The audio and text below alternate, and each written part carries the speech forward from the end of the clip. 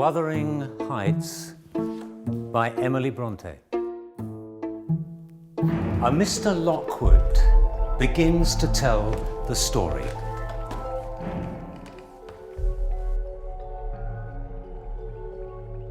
I first saw Wuthering Heights in 1801. A large stone building with deep, narrow-set windows and 4 stones at each corner. The fir trees were crippled by the fierce north wind which blew in across the moors. It was called Wuthering Heights. Heights because it was high, and wuthering because it was buffeted by the stormy weather. I was staying at Thrushcross Grange, and I went to visit my landlord, Heathcliff, a dark-skinned man, but dressed like a gentleman. He was not very welcoming. And the second time I went, he was even more unwelcoming. His dogs attacked me. But I was forced to remain the night because it was snowing and too dangerous to cross the moors alone. It was in the room that I stayed in that I first saw the names Catherine Earnshaw, Heathcliff, Linton. And I began to learn more about her history from the notes in the books in her room. That night, as in a dream, I saw her ghost. I felt her icy fingers grasp my arm. A child at the window, trying to get in. I screamed. And Heathcliff burst in. The candle he was holding dripping over the fingers of his hand, and his face as white as the wall behind him. As I was leaving the room, he rushed to the window, opened it and called, "Cathy, come in, come in. Do, my heart's darling, do once more." And then the snow and the wind blew in the window and extinguished the light. The following morning, I returned to the Grange, and I asked the housekeeper, Mrs. Nellie Dean, to tell me more. Wuthering Heights was owned by a Mr. Earnshaw. He had 2 children, Catherine and Hindley. One day, Mr. Earnshaw went to Liverpool, and he returned home with a child he had found abandoned. The child was called Heathcliff. Dark-skinned, black hair. Perhaps a gypsy child. The 2 children were very jealous of Heathcliff and treated him very badly. Hindley continued to treat him badly, even beating him. But Cathy and Heathcliff began to get on well together. In fact, Cathy couldn't bear to be separated from him. And Mr. Earnshaw sent Hindley away to school. After some years, Mr. Earnshaw died, and Hindley returned home with a wife. He forced Heathcliff to work as a farm labourer, but Cathy and Heathcliff still stayed together, wandering the moors, surrounded by nature. Hindley couldn't stop them, not with cruel words, beatings, or forced separation. One day, Cathy and Heathcliff went to spy on the local family up at Thrushcross Grange. They were discovered. Cathy was bitten by a bulldog and remained at the Grange. But Heathcliff, he was sent home. At the Grange, Cathy made friends with the 2 children, Edgar and Isabella Linton. She was fascinated by their world, and she became more ladylike. When she returned home, she still felt the same way about Heathcliff, but he could not enter her new world, and he swore revenge. Hindley's wife gave birth to a son, but died of consumption. And Hindley began drinking very heavily, treating both Heathcliff and his son very badly. Then Cathy agreed to marry her childhood friend, Edgar Linton of Thrushcross Grange. She was headstrong, wild and wilful. She said, "My love for Linton is like the foliage in the woods, but my love for Heathcliff is like the eternal rock beneath.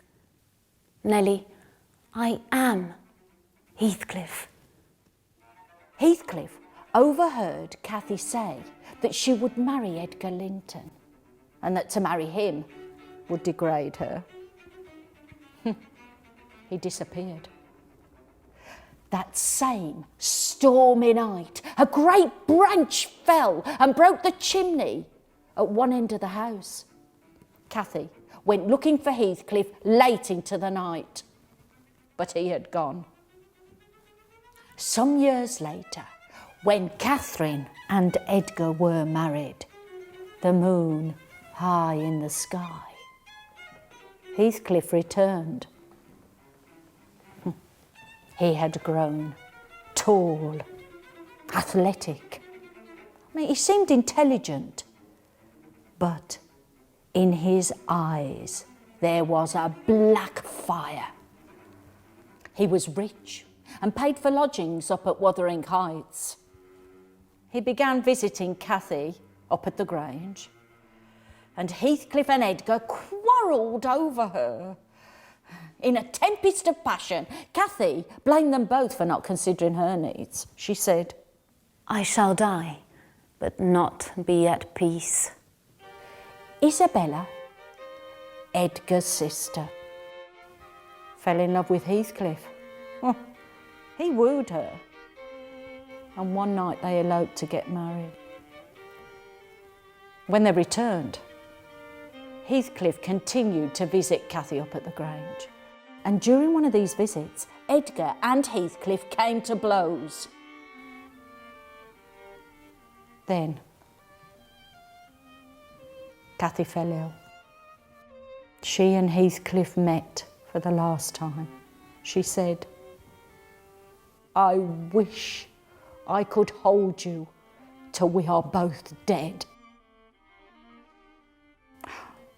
Cathy gave birth to a daughter, a second Catherine. Then she died. Heathcliff could not accept her death. He said, "Catherine, may you not rest while I am still living. Haunt me."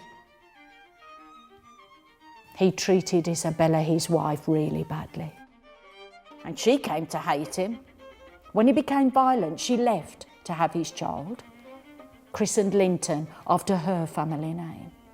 The master of Wuthering Heights, Hindley, continued to drink heavily, and when he died, drunk as a lord, at only 27 years old, we understood that he'd mortgaged Wuthering Heights to pay for his gambling and his drinking. Heathcliff became the owner. 13 years passed, and Catherine's daughter grew as beautiful and as headstrong as her mother, but gentler in behaviour like her father. Isabella died, and Heathcliff forced his weak and sickly son to live up at Wuthering Heights, for he knew he would inherit Thrushcross Grange. He looked after the boy, but he hated him. Cathy and Linton then met by chance upon the heath and began a romance by writing letters and secret visits.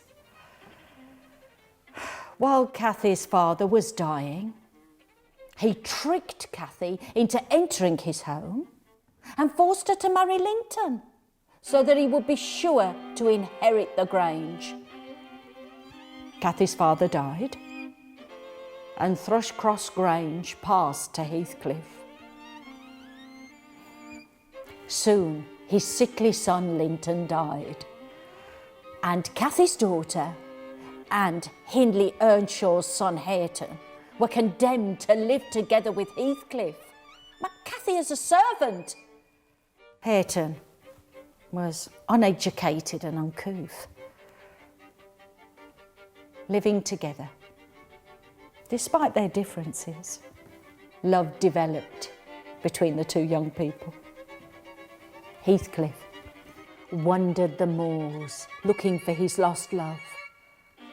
Finally, after a night out on the moors, Heathcliff died and is buried next to Cathy's grave. The young couple decide to get married on New Year's Day. Mr. Lockwood goes to visit the graves of Heathcliff and Cathy.